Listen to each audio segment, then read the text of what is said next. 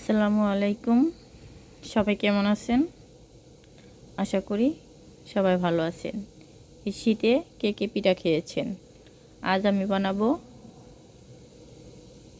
পুলি পিঠা। তার জন্য আমি নিয়েছি এখানে পানি গরম করার জন্য।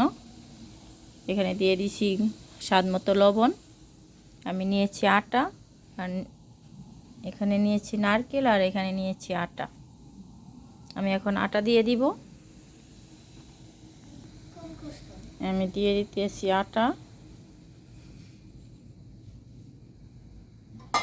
দিয়ে আমি ঢাকা দিয়ে রাখবো সিদ্ধ হওয়ার জন্য। আমি আটাটাকে সিদ্ধ করে নিয়েছি। এখন আটাটা সুন্দর করে ডলা দিয়ে তারপরে ভাগ করে নিব। আমি আটাটাকে সুন্দর করে ছাইনা লইছি, তারপরে এভাবে একটা লইছি, কাপড় দিয়ে আমি ঢেকে রেখেছি যাতে আটাটা শক্ত না হয়।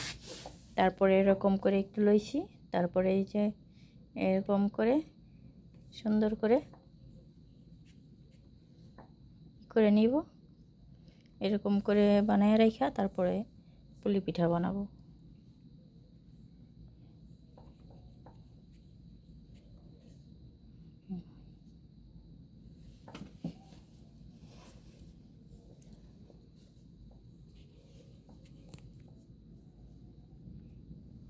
দেখুন আমি সেই গুল্লিটাকে এরকম করে আমি একটি বাটি বানিয়ে নিয়েছি। এই যে দেখেন। তারপরে এই বাটিটার ভিতরে নারকেল ভরবো। নারকেল ভরে তারপরে এই যে এইভাবে জাতা দিয়ে যেটাকে আমি বানাবো।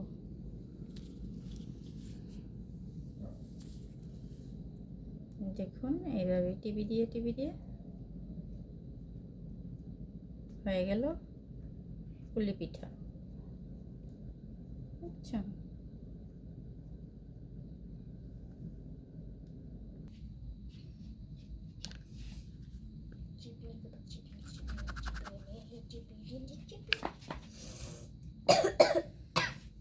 যারা এই মার্বেলগুলা একটা প্লেট তৈরি করতে হয়, যারা এগুলা না পারবেন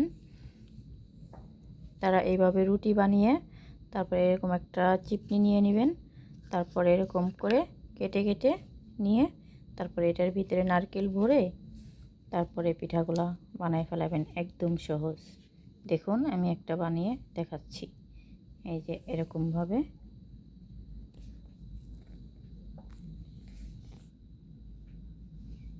এরকমভাবে দেখুন কত সুন্দর হয়ে গেল।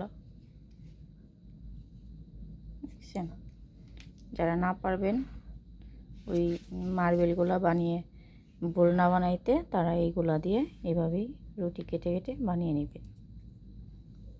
আমি আরেকটা কেটে দেখাচ্ছি। আমি আগে রুটি বানিয়ে নিয়েছি, তারপরে যেভাবে কেটে নিয়ে নিই। আমি এভাবে সেমাই কেটে নিয়েছি। তার জন্য আমি লম্বা করে এরকম ডলে সাপ বানিয়ে নিয়েছি। দেখুন বড় সাপ বানিয়েছি। তারপরে সাপ বানানোর পরে একটু করে এরকম করে ছিঁড়ে তারপর এই যে এরকমভাবে এক ডলা দিয়েছি, এরকমভাবে এক ডলা দিয়েছি। দেখুন এই যে দেখুন কত সুন্দর হয়ে যায়। এইভাবে ডলা দিবেন।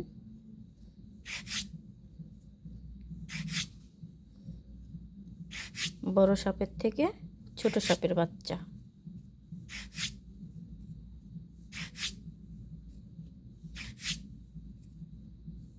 এইভাবে একটান তারপরেই হয়ে যাবে বড় সাপের বাচ্চা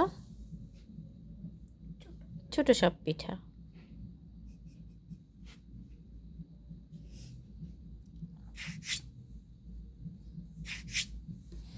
যদি সমস্যা হয় একটু আটা ছিটিয়ে নেবেন, তারপরে এভাবে বানিয়ে নেবেন।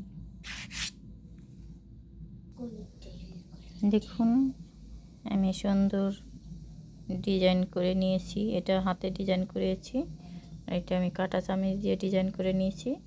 আপনাদেরকে আমি দেখাই দিচ্ছি। এইভাবে একটা কাঁটা চামচ নেবেন আর এইভাবে জাতা দিবেন,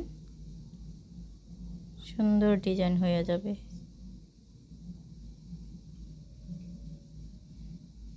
দেখছেন কত সুন্দর ডিজাইন হয়ে গেল।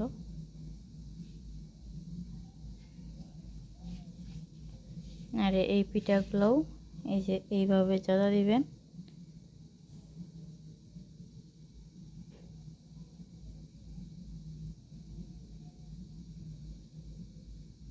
আমি এক হাত দিয়েই দেখাই দিচ্ছি আপনাদের, আপনারা দুই হাত দিয়ে বানালে আরো সুন্দর হবে ডিজাইনটা। দেখুন হাতে বানিয়ে নিলাম ডিজাইন। আপনাদের যেরকম ডিজাইনের খেতে ইচ্ছে হয় সেরকম ডিজাইন বানিয়ে নেবেন।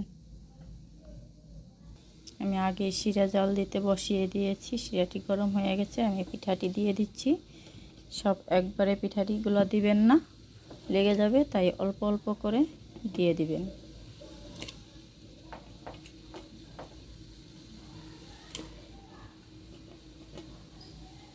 পিঠা দেওয়ার পরে সেমাই পিঠাগুলোও দিয়ে দিব।